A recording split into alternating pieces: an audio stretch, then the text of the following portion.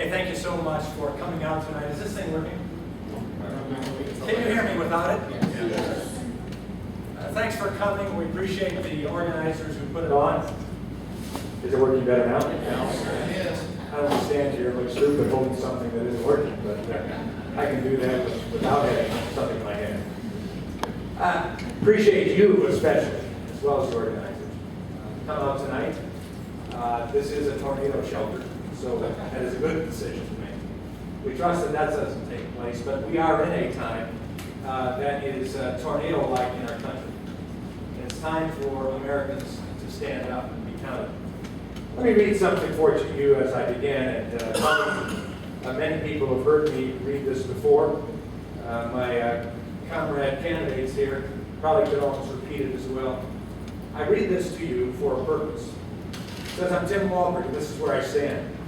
I stand for our founding principles, belief in God, our Declaration of Independence, our Constitution, Bill of Rights. I stand for freedom.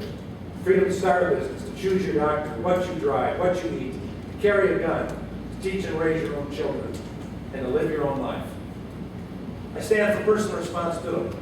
Let's encourage common sense, good behavior, and discourage bad behavior.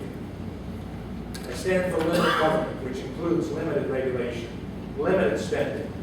And I would add the context in this day, cuts in spending, limited taxing, and limited borrowing.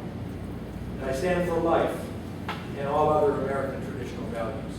You see, the foundational difference in this race between Mark Schauer and myself, and maybe between all of us here at this table and Mark Schauer, is that I believe and put my trust in the American people, while Mark Schauer puts his trust very clearly in big government.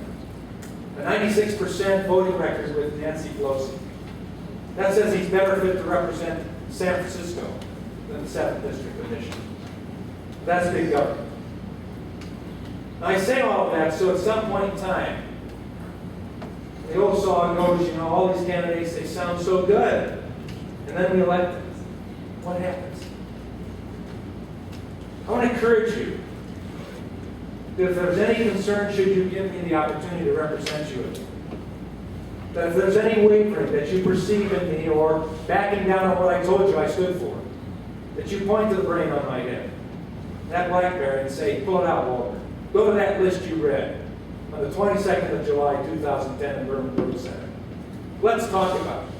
Because you see, the only way we're going to have success in achieving victory over the takeover of our lives, of our government, of our country, of our freedom that's been going on in Washington the last year and a half, is if we Americans stand together and citizens give backbone to representatives, and representatives stand on the principles they said they would stand for. And we work together to reclaim America for the values that our founders envisioned.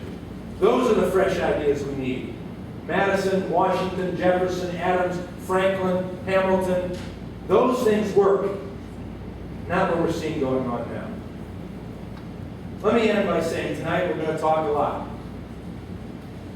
Hopefully you're going to be asking a lot of us. And we'll come to conclusions.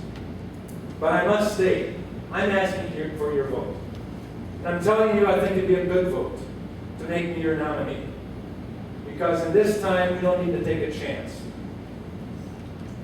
And I say this without any negative intentions, but out of reality. I'm the only one here at the table tonight that is a proven, principled conservative, who has a track record, who has been tried and tested. Why take a chance? I ask for your support.